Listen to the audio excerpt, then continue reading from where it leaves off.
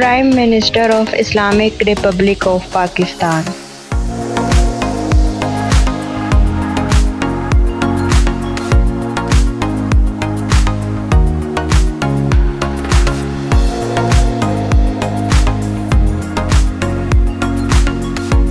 इमरान खान, जिसने बताया कि मुश्किल वक्त में क्या करना है।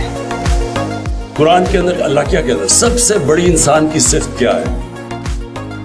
वो जो मुश्किल वक्त में सब्र करता है, पेशेंस इन एडवर्सिटी। ये सबसे ज्यादा, और ये भी बड़ा इंपॉर्टेंट होता है कि इसमें फिर इंसान का जो कैलिबर है ना, वो बढ़ता जाता है। जितना आप मुश्किल वक्त को फेस करते हैं, आप में कैपेसिटी मुश्किल वक्त की फेस करने की बढ़ जाती है अगली दफा।